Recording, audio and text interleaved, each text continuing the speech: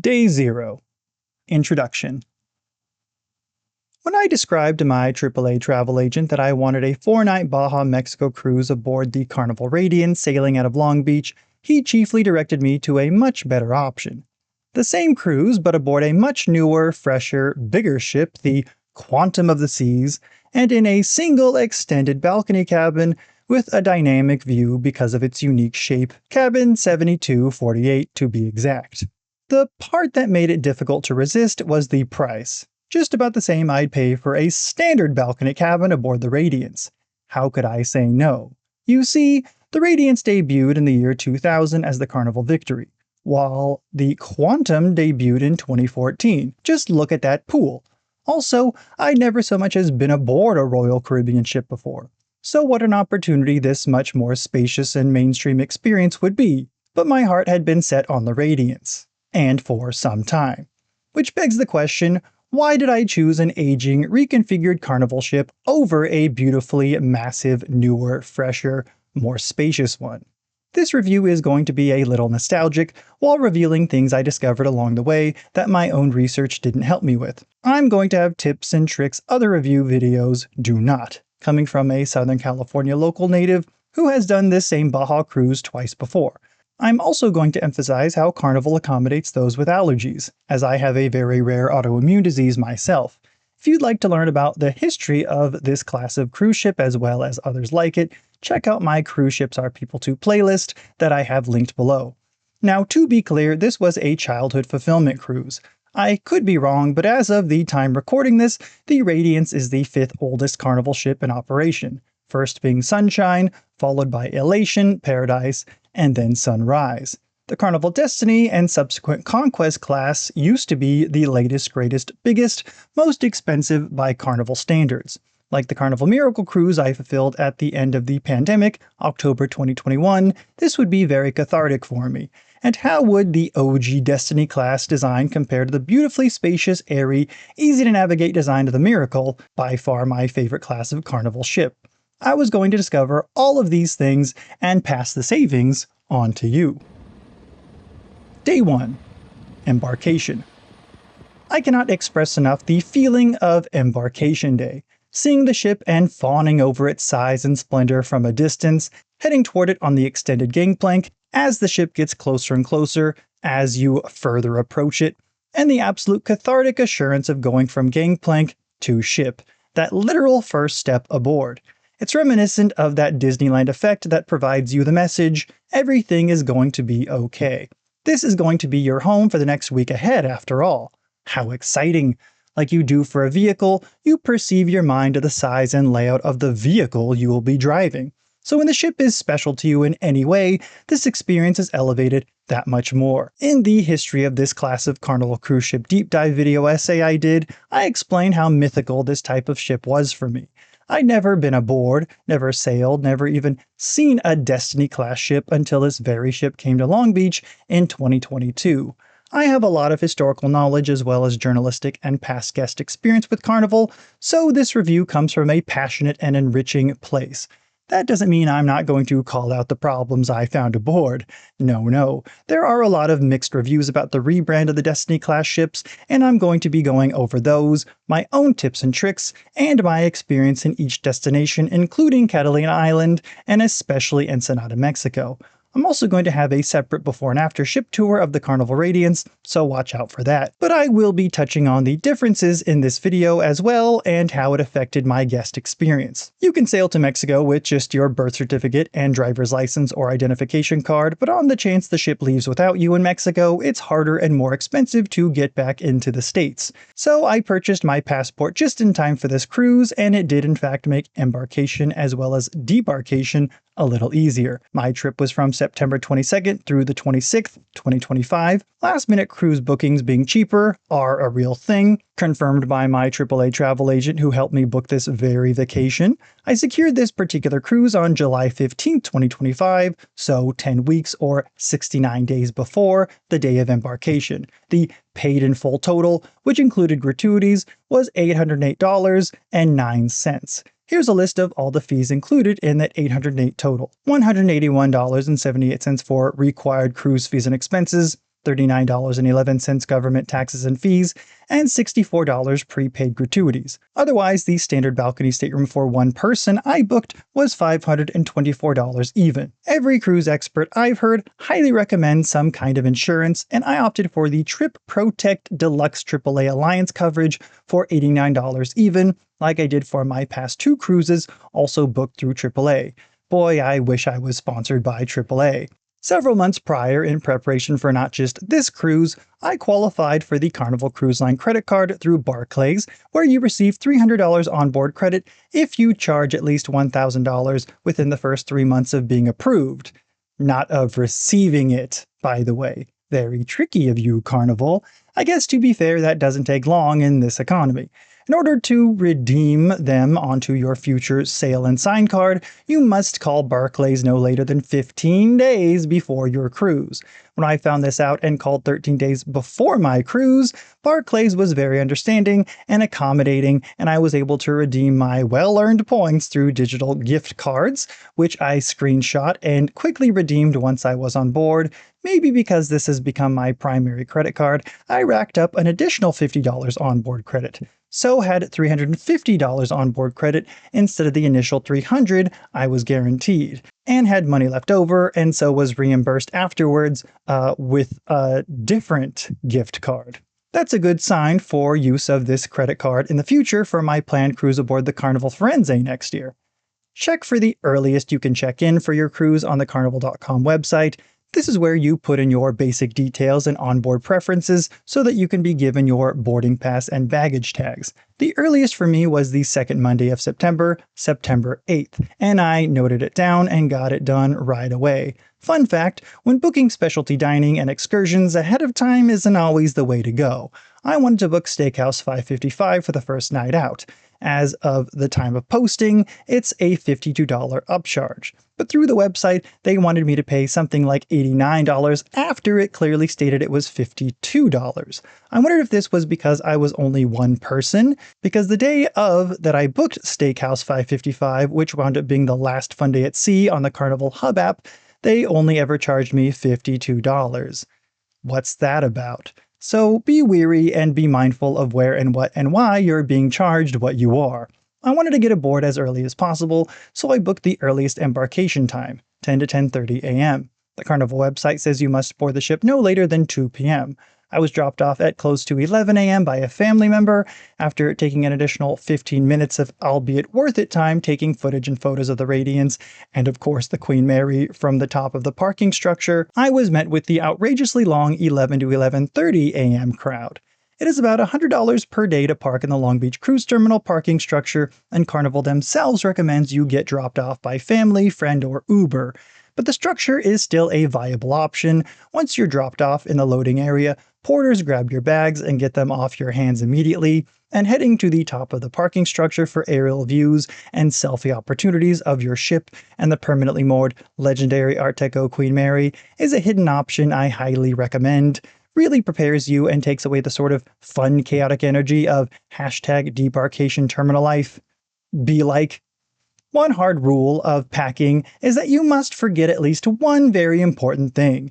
I was going to bring my lanyard that held my sail and sign card from the last cruise aboard the Miracle in October 2021, but I forgot it, so paid about $8 for one before boarding my Radiant Radiance. It really is convenient, certainly while on board, to have ready around your neck, as it is your identification, room key, and credit card collectively. In other words, it is your life for the duration of your cruise. Forgot it once in my stateroom, but I was given another card on the spot immediately at the guest services desk, only for use as a room key, which is an inadvertent tip I'm giving by experience. If you'd like a separate card only for your room, it's kind of nice because it can be so annoying to have to take your sail and sign card out of your lanyard every single time just to enter your stateroom. Get a separate room key if you can, it's totally worth it. I got a little glimpse of the ship's former life as the Victory, as you could just barely see the Carnival Victory outline on the starboard nameplate. It was so beautiful to see and confirmed to me that I was in fact a cruise nerd. The Long Beach Cruise Terminal used to house the Spruce Goose, and there are a lot of nods to it inside this beautiful, huge, 218-foot tall and circumferenced dome of a structure. They also have a model of the Carnival Ecstasy on display, the first ship to christen the terminal when it debuted in 2003. I'm really happy they kept the model there, especially since the Ecstasy just recently got scrapped, which is strange to think about. Oh, that moment when your feet go from shore to ship. It never gets old. First impressions of the atrium: prime and wide-angle lenses really do numbers in photos because the space is always smaller in person because of this perceived expectation I see in photos and footage. It happened to me on the Discovery Princess, the Carnival Firenze, it happened to me on the Carnival Radiance. Like receiving new lenses if you wear glasses like me, it takes a while to adjust. Back in the day, when Carnival had specific themes to each of their ships, the X-Victory's theme was Great Seas of the World, and the Seven Seas Atrium is a gift we don't get on modern cruise ships, spanning 9 decks with a scenic light-filtering dome on top. The Fantasy-class ships by far have the best atriums at sea, in my opinion. The remaining ones, that is. They're wide and spacious, and the glass domes on top span the same circumference as ground level does. The Destiny class were the first in which they narrowed the further you traveled up to the top. I wish we had atriums like even this still though, but unfortunately, I also get it. More room for other amenities, like staterooms, of course. I had my plan. The first two most important things to get done right away were the muster drill and redeeming my onboard credit gift cards. I redeemed my gift cards first because the guest services desk was right there and the line wasn't too crazy long. Quick and easy. The muster drill station is on either side of Atlantic Deck. This was also a chance to experience this second, what I like to call the muster station promenade, wide open on Embarkation Day because the ship can't sail until every last person goes to their muster station and gets their sail and sign card beeped. Crazy, this is all it takes. On Princess, we had to also watch a briefing video. Why are the standards different, I wonder? Princess is also owned by Carnival Corp. What's going on? Speaking of safety, do take a quick moment in your stateroom to read the evacuation plan on your front door. I can't stress how rare cruise ship disasters are, but on that rare event in the heat of the Costa Concordia levels of potential panic, it's good to know where you're supposed to go. Third plan on the list to check off was having lunch at the Pig and Anchor. I was utterly shocked at there being no line whatsoever. I thought this wasn't a best kept secret any longer. I also didn't know how it worked. But it is buffet style in a sense. You can choose all and just about however much of anything you can have.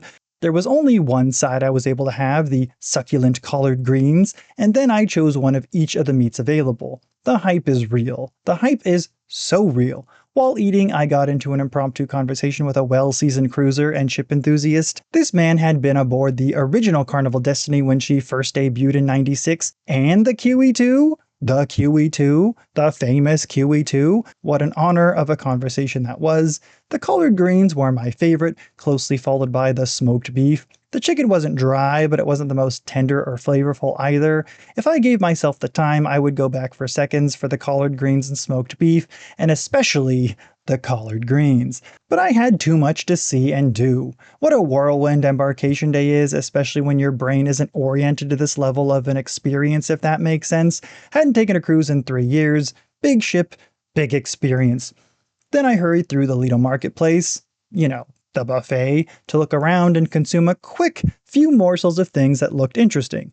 Peanuts absolutely distressed my stomach, but the peanut butter s'mores cake looked so good and was so light and fluffy and reminded me of how much I miss pastries. I have a rare autoimmune disease in which I am allergic to not only gluten, but also a rare egg allergy that also affects my equilibrium. I can't have legumes, which includes soy, by the way, and I can't have most nuts, excluding a certain amount of pistachios and apparently Brazilian nuts as well, which you aren't supposed to have much of anyways because of the selenium, go figure, so I was only able to have 3 bites max. So depressing, but highly recommended if not allergic. Now, I did cheat a few times, consuming what I wasn't supposed to have here and there. I'll go into that. I don't know about other cruise lines, but Carnival is ridiculously accommodating to your allergies, which I will get into later. Staterooms are usually available to access by 1:30 p.m. Mine, standard balcony cabin 6939, upper deck, otherwise known as Deck 6, right above the third to last lifeboat, and bonsai sushi directly below on promenade, was available to enter 30 minutes early. It was cozy, clean, fresh. The thin carpet with absolutely no padding was kinda gross though, probably not changed since at least the 2018 refit. Bed sheets were magical, however. They were giving 300 thread count, natural 300 thread count, if you know what I'm talking about, and 100% cotton. Not sure if that's exactly true or not. I looked it up, and I think the brand is Sobel Westex, but the thread count I couldn't find. Let me know if you know what the thread count is, and if the sheets are 100% cotton or not. I then went to the Lido for second and a half lunch at Guy's Burgers. What about second breakfast? The miracle was already implemented with Guy's Burgers and the Blue Iguana, so I'd experienced the elevated buffet experience, and it didn't disappoint this time either. All Carnival ships, I found out, added these two Lido eateries in 2018, though I did consume mine with a highly processed, enriched wheat flour bun instead of protein style, and I'm weary of most mustards because a lot of them are also made with wheat. But here we were. The fries make for a great snack though, and I love the choose your own toppings bar, all the extra tomatoes I could ever ask for. Honey, we already had chair hoggers. Like, what are we doing? I went back to my stateroom briefly to see that my baggage had arrived sometime before 3:20 p.m. I brought 2 tumblers just for my stateroom alone so that I wouldn't have to make constant trips to the buffet for continuous refills. My biggest Stanley Cup dupe was about 9 cups worth, and my other silver one was half that. It did make a huge difference for me throughout the cruise, especially once I was settled in bed at night and after desperately needing the rehydration once woken up in the morning. Explored the ship a little, and then it was time to experience the absolute magic of departure. It helps that this is my home port and that the Queen Mary was right next to me and that Long Beach means so much to me. Cue Enya's Book of Days, my shipboard departure song, because that feeling that terrifies some and comforts others, where you feel one with the ship and know that there's no going back at this point, relaxed my millennial nerves to no extent. You have escaped the stresses of land. The open ocean is ahead of you. You almost feel like the ship is hugging you. Really, you are moving, but you pretend for a sweet second that the Queen Mary is the one moving, and you think about the 31 years when the Queen Mary did move, and in the roughest of weathers, in the darkest times of world history. You think of those who did board ships for transportation, and the ones who sadly left their homes behind, maybe never to see it again, as my home port grew further and further away from me. I forgot how quickly the ship moves when she departs, and there's something so magical about the juxtaposition between your quickly moving ship and the land outstretched before you. The atmospheric change as you go beyond the breakwater into the much more boisterous open ocean as the wind picks up and refreshes your spirit and messes up your hair even more. It's as if it gets brighter as the sky opens up and there appears a harmony between the sun, the clouds, and the sea you just don't get on land, no matter how close to the beach you are. And you dare not leave until the dear Mary, never to sail again, is out of your sight completely. You can emulate as best you can what it would be like if you were graced to be aboard her on your way out into the open ocean, rather than a modern cruise ship, like the one you're on. I didn't know what to expect from the effects of the stadium-style Lido deck stacking, which I haven't seen on any other class of ship. It was at this time I could enjoy it, as it acted almost like a protective and comforting windbreaker, and almost like a nod to classic wooden sailing vessels from the Victorian era, a kind of cool and probably unintentional nod to the past. Now my camera battery died, and I couldn't find my external charger during all the weeks of packing for the life of me, so I regrouped into my stateroom, cabin 6393 if I haven't said that already, and casually rushed to the now open Carnival Fun Shops to purchase my highly coveted ship model and a few other souvenirs for family and friends. The hidden blessing of no phone is that I could just enjoy the ship and the shipboard experience. What a concept! Before dressing for dinner. It wasn't formal night, and it wasn't apparently posted anywhere when formal night would be, but I decided to go Cunard style and dressed for the first evening. Perhaps because of my location mid-aft, I was assigned the formally titled Pacific Dining Room, now known as the Sunrise Restaurant, the aftmost restaurant with the greatest 90-degree veranda view. I was also automatically given anytime dining, which means you can choose to dine anytime between 5:30 and 9 p.m., and decided whether you want table mates, fellow solo cruisers I personally would no doubt be paired with, or your own fabulous self. Based on experiences from my last Carnival cruise, I opted to sit on my own. To specifically request a window seat, I would need to ask the maitre d' and then wait till one was available. Never took more than 10 minutes. Seriously.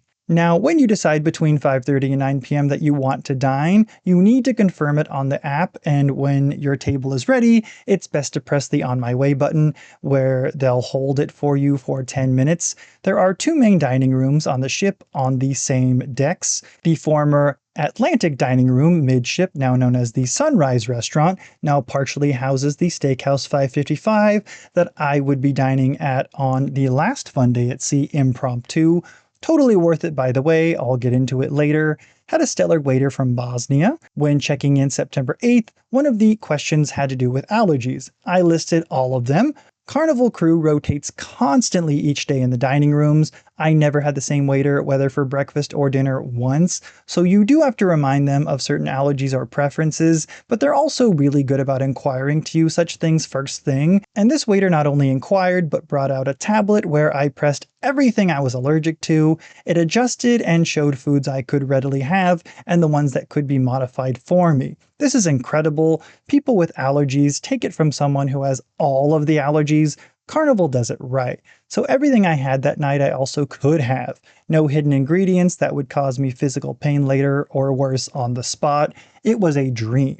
Even if the tomato soup was a little watery, the cornflower pasta a little too al dente, and the salmon a little dry. This would be the only time I'd have a kind of unfortunate meal though, so that's a good sign. The gluten-free rice flour bread was fantastic and even a little sweet. Carnival never goes wrong with the sorbet assortment for dessert though, and like I've said in my Carnival Forense inaugural naming ceremony video, Carnival does Moscato right. I had the $12.50 upcharge Moscato 2 different nights unapologetically. Had an also $12.50 mojito when leaving Catalina the next day, which wasn't worth it. Princess definitely does mojitos best. Completely won over Carnival in my personal experience at least. Right after I changed, saw that this aging ship was having some minor leakage problems, coming maybe from the Sunrise dining room. Didn't see or experience any other problems like this afterwards, except a broken door making one staircase inaccessible, but what a shocking first thing to see the first night out. I finally got to experience the not wraparound but still beautifully spacious boat deck promenade on lobby deck, and yes, it really was this blue, though the tint was a little different. Don't know why my iPhone's camera sensor made it look purple. Also attended the opening show in the Liquid Lounge, the former 3-deck high Caribbean Lounge. The cruise director, Leah Strivers, was an absolute sweetheart. So kind, even in person. The Liquid Lounge used to be 3 decks high. The first deck on lobby has been replaced with staterooms because the ship needs more of those. When first seeing it empty earlier that day before departure, having prior knowledge of its magnificence, it looked and felt a little stubby with super hollow floors on what used to be the mezzanine, but full of activity during an event, you couldn't tell. And it did look clean and spacious and graced me with that new car smell. And I do love how they incorporated the X-Victory's former light green and blue color palette that gave a refreshing under the sea kind of feeling. This was also the night I discovered the secret bow view decks, spanning both decks 5 and 6, thanks to the Ocean Channel when he took his cruise aboard the Carnival Sunrise, former Destiny, in February 2024. Thank you for reminding me to check it out. And it really is a secret dream deck. I'm the last person to relate just any ship to Titanic, the dreadful default for anything with a bow, a stern, and a life preserver on the railing, so hear me out when I do just that. It just had the same vibe as a White Star Line Olympic-class vessel. It's a shame it isn't directly connected to the boat deck promenade on lobby deck like Princess Grand ships did around the same time, but I suppose it made it feel all the more private. The bridge being directly above was also a nice nautical touch. If you want peace and quiet from all the crazy happenings on the Lido deck, these and the promenade are the 2 places you want to be. I then, as is my custom, explored the upper decks for those nighttime feels. Had some forbidden pizza at the veranda pool area as well as a midnight snack in the Lido Marketplace. The Proposal was playing on the big screen by the pool. I finally took a shower and settled in to my moving sea-bound stateroom, watching a little bit of what was on TCM that evening and trying to catch up with Ship of Fools. Both the book and the film I'm doing videos on in the near future. It really is the perfect story for a Mexico cruise, as the ship in the story is traveling from Mexico to Germany. But in 1932, I was looking forward to the days ahead.